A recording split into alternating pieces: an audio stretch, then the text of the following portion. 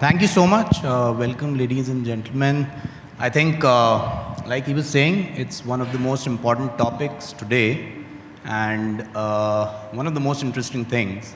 All of us talk about artificial intelligence. We've been talking about it. It's the buzzword, AI, machine learning, artificial intelligence. All of us also need to understand how AI really helps in predicting and giving us the insights that most of us as marketeers can use them. And I think that makes this session more and more important. One of the things I was just reading and one of the reports and what I realized that 75 to 80% of marketeers these days are really using AI in some way or the other.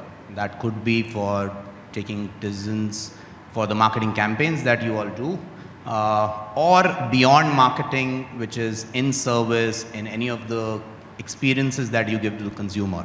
And hence, clearly artificial intelligence becomes one of the most important things. It's not anymore a buzzword. Days are gone that we just talk about it, but we are really using it in the day-to-day life. So hence it becomes more and more important. And on that note, I mean, we are still waiting for Ajay, but I think we have Dr. Kamaljit Anand. Welcome, Kamaljit. We have Sujatha. Sujatha represents, Kamaljit represents Chi Square. Sujatha V. Kumar, she heads marketing for India and South Asia for Visa. And we have Sunil here, who's the marketing director for Nivea India. So with that wonderful panel which is here, let me kind of start my first question. And first question for you, Sunil. Considering that AI is becoming more and more important, right? And we were just talking before the session as well. It is also helping brands in forecasting and adapting to the evolving buying patterns. Any views, how you've been using it, and what are your views on this algorithms and AI algorithms that we use? Okay, thank you for asking this tough question to me. I represent Nivea. We are not a D2C brand, neither are we a online kind of a brand. So for us to access the consumers is going through layers, and that really is a stopping block in really leveraging the power of AI. So today, at least in companies or brands like ours, AI is more playing an influencing role rather than a predicting role, because brand building is all about creating this interface between the consumer and your products, so that the experience creates that intangible value add. And that's where AI is really being leveraged. So whether it is in terms of consumers reaching back at us, how efficiently can we answer their queries, questions, how can we guide them, how can we convert them from consumers to loyalists. That's one piece. Secondly, when you're really engaging with the consumers, what kind of content can you really leverage to ensure that in that 3 seconds of swipe, you're really giving juice to the consumer and becoming his or her loved brand. And the third one would be more in the space of ensuring that whatever is not working is reduced on the fly. So you're not, while you may not be adding value, at least you're not creating the negative value. So these are the 3 big buckets where companies like ours are in the zone of. Predicting consumer behaviors is more done centrally, where we are really being a multinational, most innovations are led through our head offices, and that's where a lot of AI tool and consumer behaviors are being used, more for forecasting what kind of need spaces are emerging, or what kind of technology spaces can be of use in next 5-7 years. But that's more centrally, and operationally it's more on interface management. Got it. Completely agree. I mean, in terms of the kind of business and the brand that you lead, I think how do you kind of reach out to the right set of customers is where you feel that AI is more useful, and that's where you've been using. Like you also said, from a central perspective, there are certain decision points where you kind of use AI to take better decisions. Also, what I wanted to understand, and which is what is also important, I think this is where I want Sujatha, you to come in. I think what AI also does is help us gain the real-time insights, right? And into consumer behavior, into many other things that we would want to run the business. And how does that really influencing the campaigns that we do as a marketeer, especially Visa as a brand? You lead it for India and South Asia. How is it helping you as a brand to kind of take better decisions? No, thank you. I think for any marketer, consumer insight is the most important and key focus that we have to have. Once you know a gap in a consumer's need state, and if you can work to position your brand to seamlessly fit into that gap, then there is very little need to push your brand. You'll find an automatic pull. And that's where I find AI, and specifically predictive AI, helping marketers, and especially, if you look at my industry. So I'll give you an example. What AI does is it gives consumer behavior trends, and we can then use that to actually target the right people with personalized offerings. And for Visa specifically, I'll give you one example. For us, one of the most important segments is travel. As you know, with travel, there's a lot of spends. And travel is definitely not a category where one size fits all, or you can do a spray and pray. So for example, if you are traveling to Dubai next week, and he's traveling to London in 90 days, both of you will have very, very different needs. For example, I would assume if you're traveling next week, your tickets would be done, your hotel would be done. What are you looking at if you're going to Dubai? What are the best attractions I can see? Where can I eat? What can I shop? What are the events? While he will be saying, 3 months later, I'm going to London. Are my tickets done? Are hotel stays available? Very, very different. So what we do is we use predictive AI. We're able to then target you with the right information because we know where you are. You've already bought your ticket, you've got your hotel, you are going to be needing this, and serve you personalized ads to target you, to tell you there's a specific offer. And we will give him a much more 60 feet view, saying these are the different hotels, these are the different areas. And what we found is doing that really works, because if you get something that is just where your mind is, that immediately helps you take decisions. So that's one very practical example, but I think that's what I mean when I say if you use predictive AI, you're able to then use what that AI takes and work it for your brand. But of course, like I said, finally, the human sentiment, the whole part that a marketer brings to it is something you have to add on, and then it makes the whole solution. Great. I think excellently explained with the example, and I went to Dubai as well. So I was imagining where I'll go in the next 7 days. But like she very well said, and I think I could relate to it because I sell travel insurance as well, and that precisely is what we do. In fact, we've recently launched an application called Here app, which is a mobile app, and we absolutely use the kind of things that you said in terms of providing the information what the customer is looking for and not giving him every information that they're looking for. So a person, if he or she has a vehicle, then only I will try and give him a proposition like Challan, where they can just go and check Challan. And no point of giving that information to somebody who doesn't have a vehicle. And obviously that really helps. Moving on, and like you said, I think it's also important while we are personalizing, while we are automating things, it's also important that we should maintain personalization and humanized connection with the customers, right? And is that AI throws a challenge in terms of not having that connection with the consumer And what's your view on that, Kamaljit? Yeah, thanks a lot, Somesh. And I absolutely agree with what both our colleagues said here. When you're trying to get into the shoes of a customer, because basically you are trying to figure out what he's going to do or what she's going to do, there is a chance that you may be right. There is a chance that you may not be right. So these are early days for AI. So while there is tremendous opportunity to make it as close to reality as possible, but we'll have to live with overstimulus which is coming our way, with so many AI engines which will come our way.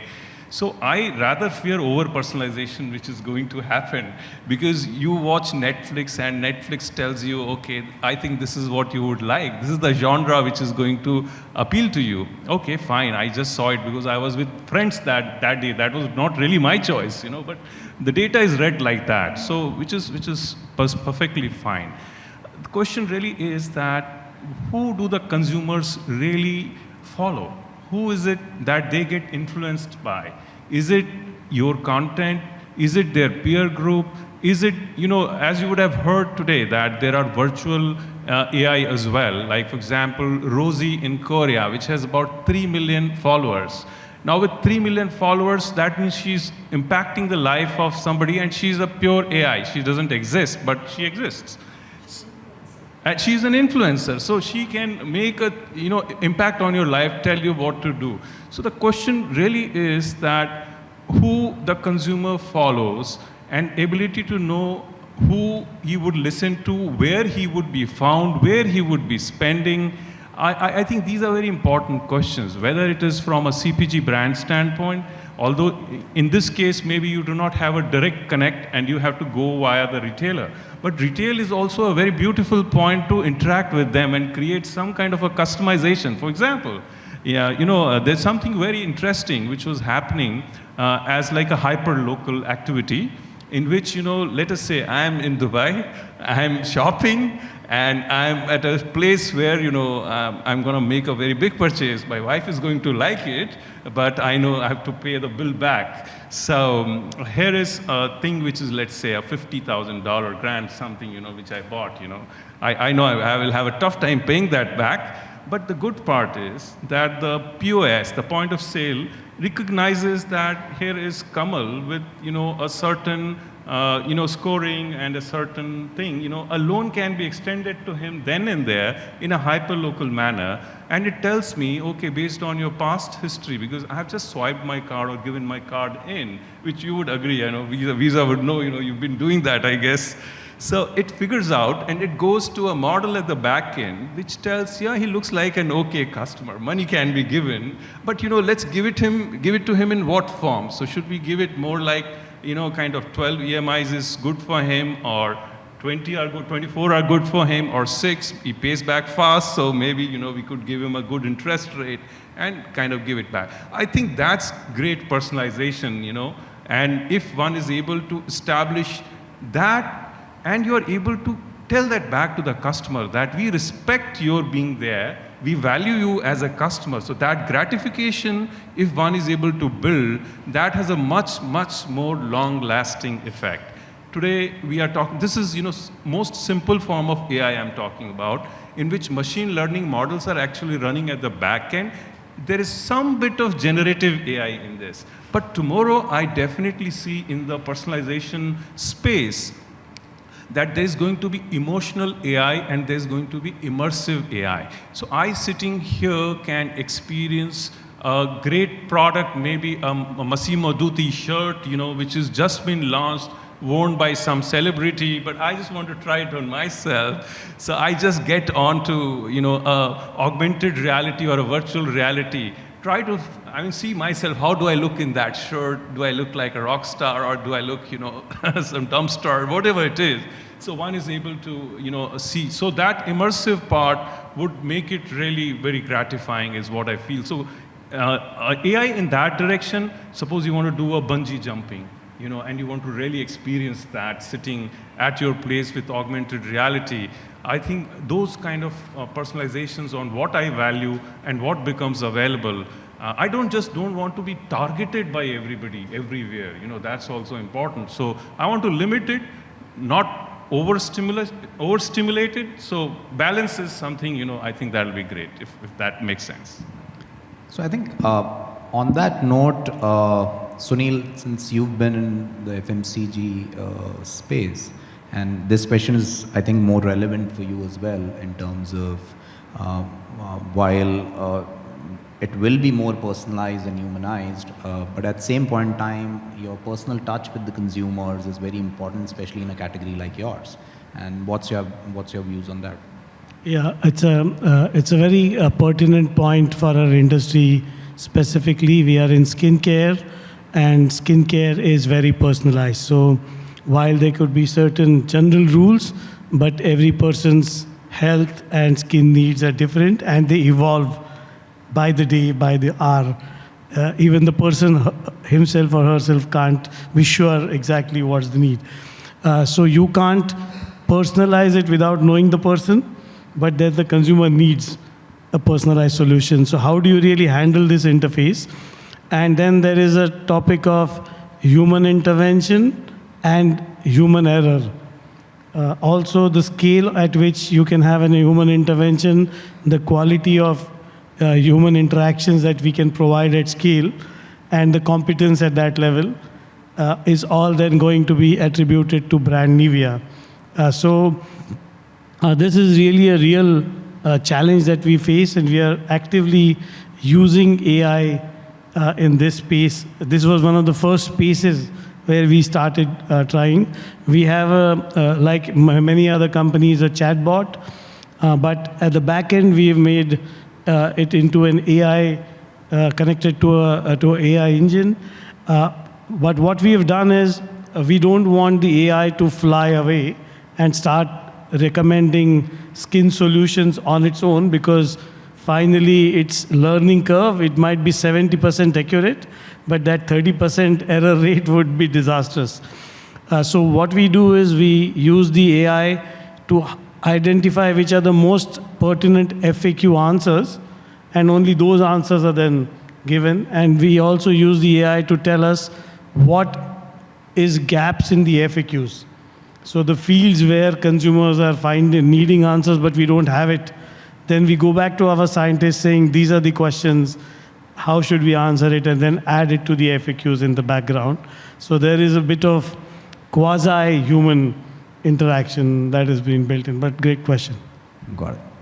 Do you want to add something? Yeah, actually, if I can add, I think that's a very important point you've picked out, which is that AI is there, will continue to be there and get better day by day, but in no way can it take the place of personalized, humanized solutions. And a very simple, skincare can be disastrous, but I'm saying even something as simple as a chatbot. We know how many companies and how many brands use it, but I'm sure all of you in this room has tried to give a question, and no matter what your question is, you got the same answer. Thank you so much for your question, and we assure you you're very important to us. So what I think is, while we can't do without it, it's very important to have that chatbot or whatever facility to give that immediate initial reaction. What is important is us as marketers, we have the system, the framework to be able to see what's happening and react. Because on social media, I've seen disastrous results where brands don't react soon enough and consumers get really upset by the whole thing. So I think it's marketers humanizing, personalizing, along with what the benefits and wonder that AI can bring, which will have to live together. Got it. I think, and I'm so happy you said this, because while this is not staged, because this leads me to the next question. AI, and like I said, it has become an buzzword, and most of us talk about AI in real sense. AI will make sense when we are able to execute it where consumers can really have a seamless experience. Like she said, most of us have experience, we chat with so many bots and we end up saying, this is my problem, but the chat keeps repeating, these are the 5 things that I have, you whether take it or whatever, right? So I think the challenges and I was talking to Kamaljit earlier as well, and welcome Ajay.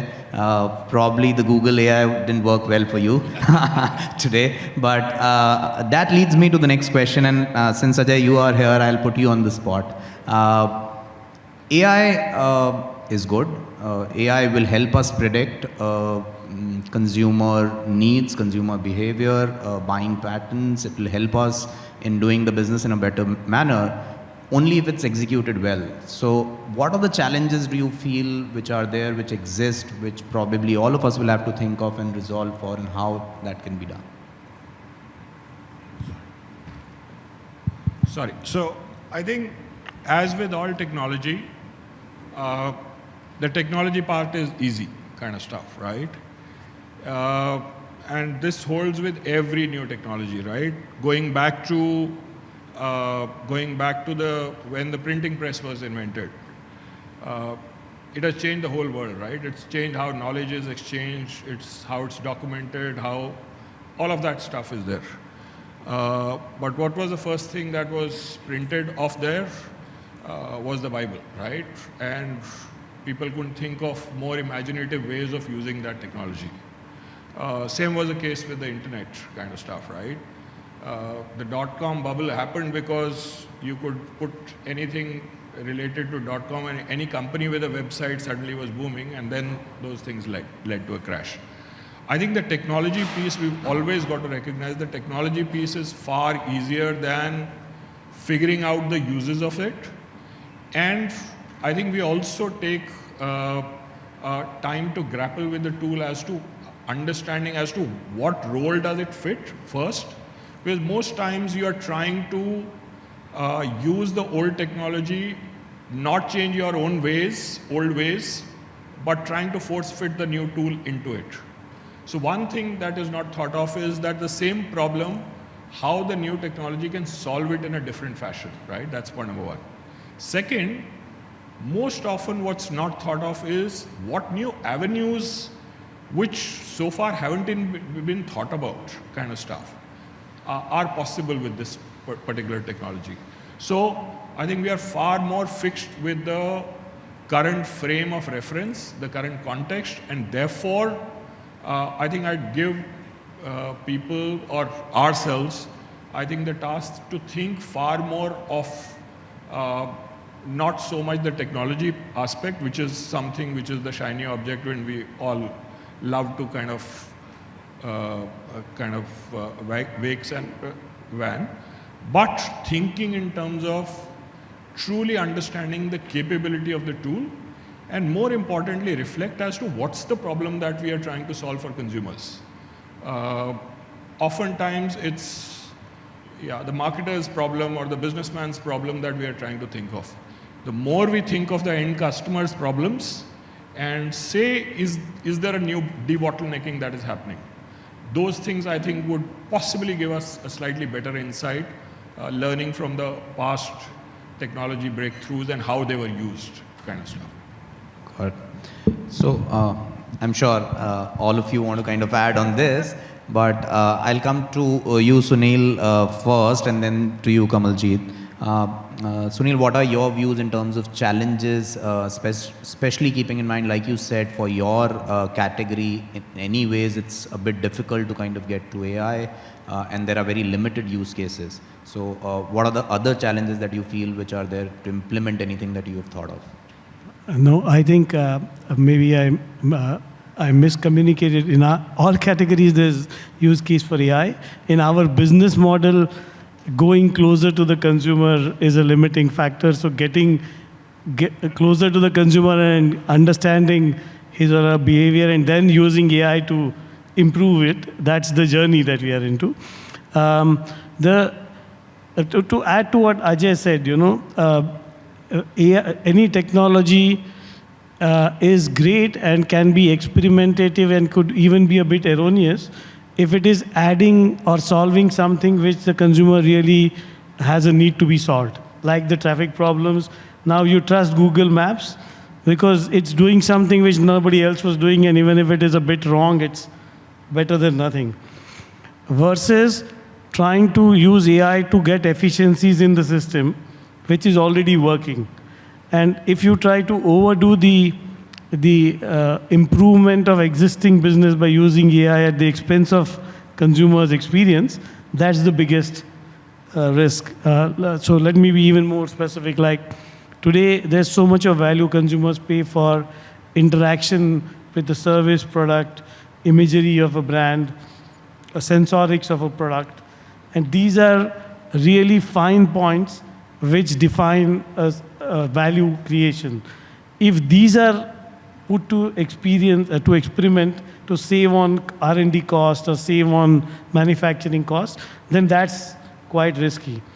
If you look at consumer service expectations, if speed is the key topic and you use AI, and even if it gives not so accurate answer but without too much consequences, it's adding value.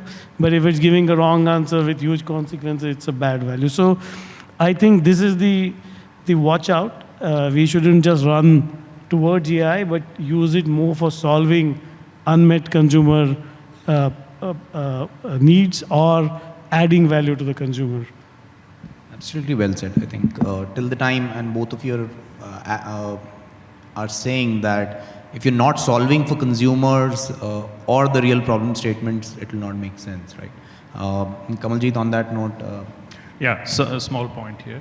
Agree with you, again, Ajay, with you as well, that technology and business use case are two very different things. Technology can get ready much faster than the business use cases, are in a position to use that, definitely. We have been implementing as Skysware the AI and ML models at many places. So what we found, that while the talk about AI is very hard, everybody wants AI in some form or the other, but the real fact is that AI is very data hungry actually. And unfortunately, all that data is really not available, to train and get a good quality AI coming in. So, but that doesn't mean we should wait for the data to come. I mean, we have to start with our experiments, and at every possible opportunity, we must start creating data marts which are going to retain all this data, because the more the data is available, the more you are able to train that. So one of the challenges which I'm definitely bringing up on the table is that data is absolutely inadequate to come out with high quality AI across. And one quick example I'll give you, campaign executions, for example. Now most of the marketers, they really want to execute automated campaigns in which they know that they have been spending so much money on media A, B, C, D. And when I go back and ask them, okay, that's excellent, so where is the data? So they say, okay, we'll call up the agency will download the data and they'll send it to me. So, and then we'll hand it over to you. And unfortunately, what happens is, agency spends on multiple channels. And agency says, oh, only last 6 months data is there. Oh, only last 1 year data is there. So what you have done is, because of this dependency on somebody else who's acting on your behalf, you have not created that pool of data at your end. So that intelligence data mart for marketing, which should have been at your end, lies partly here, partly there, partly somewhere else in your sales. So how do you pull that back in? And in the process, you will lose a lot of time. And if possible, I think it's a message to everybody, that if there's a possibility, start creating data mart, data pool, and you can analyze it later, no worries. AI may come later, but at least let's have that data in. That's it. Thanks. I think, yeah, Anand. So, how to run a campaign efficiently is the problem of all of us. It's not a consumer problem, right? Issue, I think oftentimes we'll have to step back, and so 90% of the time asking the right question rather than finding the right answer. So I have a firm belief that if we create value or unlock value for the consumer, if we open new avenues if we save time, money, quality, anything, any of the needs, basic needs that we are trying to solve for consumer, if we unlock that, we have a hope as businessmen to get a certain share of that entire thing. And I firmly believe if there are problems, there is value to be unlocked, kind of stuff. We should welcome problems because that's opportunity, right? Problem happens when I think we are trying to solve, for example, for the longest point of time, we use digital media to solve marketers' problems that we can't talk with our CFO or we can't talk to our CEO properly. And therefore, we had to figure out some numbers to kind of showcase kind of stuff. But that's an internal problem, right? That's your problem, how you are communicating or how you are allocating resources towards marketing. I'm sure if you unlock the problem for the consumer, there is value to be gained, and maybe not 100%, but you will get a share of it, and there is value creation there. That's the big pool I think we should be, that's the big question we should be asking, rather than kind of the internal. I am sure technology will take care of itself. I think there are bright minds there. Marketers should think the greater issues of consumers kind of stuff. One, what unsolved issues, what unsolved needs, and where is the friction within the transaction? Where is the friction within the service? If somebody wants to be beautiful using a Nivea cream, what's the gap in there? If somebody wants to make a home and it's a once in a lifetime project where you can't go wrong, where is the piece of information, advice, checklist that I can give, which you wouldn't get anywhere else at all. So I think those are pieces which are, to me, rough nuggets of gold. Rest, I think, let the CTOs take care of stuff. I genuinely think it's far better. So we never ask filmmakers, we'd never get into filmmakers' shoes and say, look, commercials need to be produced, and how do we know what's the difference between a soft focus lens and whatever kind of stuff? It's their doing. We have to ask, what do we want to communicate? So I think those are the basic step back questions that we need to ask. Right. I think most of us are saying, I think consumers and the problems that consumers are facing, and as marketeers, what are the problems or challenges that we want to solve for consumers is something that we should look at, and that's the first low-hanging fruit that we need to look at. I think I also agree to an extent on the data part, because we being, I mean, I'm talking on behalf of insurance industry here. We face a lot of challenge in terms of getting the data of the consumer, because the channels that we source from, it also includes channels where we work with agents, and we don't get complete consumer data for the reasons well known. And then it becomes very difficult for us to kind of predict anything. For that matter, I mean, even if we want to kind of do any new innovative products, just like pay as you drive, why do you want to pay for your insurance when you drive less versus somebody who drives more?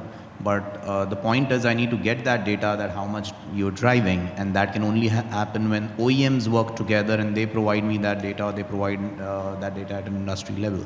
So I think it goes both hand in hand in terms of the quality of data, the sanctity of data, the kind of data that we are collecting, and then putting all the things that we kind of want to from an AI perspective and solve for consumers' problem. On that note, I think I'm also kind of just looking at the watch in front of me, and just last one question, and I would want all of you to put your thoughts together. And it's largely around the key topic, which is, how do you think AI will enhance brands' ability to predict future or predict consumers' behavior? Because I think all of us at the end of the day would want to know what consumers will behave like for them to kind of buy our product in whatever category we are selling our product. So your bit on it, and I would request all of you to just be a bit fast, because we are running out of time. I think 30-second answer. Go back to what I started with, is understand the consumer insight. That remains the core job for every marketer. Use AI where, and I think with time, AI will get more predictive, give you better nuances, better things. NLP, which is natural language process, use that to get to the hinterland of the country. But always have your marketer humanizing hat on top of everything. Thank you. In my view, rather than trying to, predict how the consumer is going to behave, I think AI should be leveraged to really understand what are the current values that are driving, and even at a individualized consumer level. Today's famous word is cohorts. So how micro cohorts could be built, and what exactly are they, and how are they shaping the discussions, and then try to be relevant to that audience rather than trying to predict how they would move in the future, because we are now in the age where AI is going to drive consumer preferences. So it will only be AI's ability to forecast it. So I think it's better to really stay focused on having an eye and ear to what's really going on, and where exactly are the microcosms, so that we stay relevant. Otherwise, there's a risk of being irrelevant. That's good. I think we need to be more relevant. Kamaljit? Yeah, so quickly, I think one can start with making sure that the AI backend is extremely strong. Whatever you take to the market, you don't want to take anything subpar, anything which is under-researched, because nobody wants to cut a sorry figure anytime. So you look at how Apple does it. Apple spends so much time researching a product. It makes delta changes. You know, you see 13, 14, 15, you say, okay, nothing has changed actually. But subtle things have changed at the back end, and a lot of things from an AI standpoint, health-wise, are going to come there. So do the back end strong, then work on the correct AI front end, which is simple, maybe non-generative to begin with, then go to the generative, then go to the immersive. I think if we follow maybe one of these hierarchies, it will keep it easy.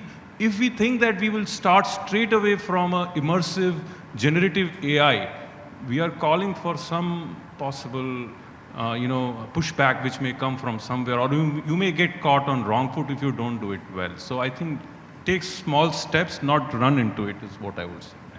I think generative to non-generative to immersive is what I learned from him today. But I think that's really a nice thought. That, I mean, you need to go step by step and then need to do whatever you need to. Yeah, Ajay. So two things. I think, like you said, nothing substitutes the human insight in any business, right? B2B, B2C, doesn't matter.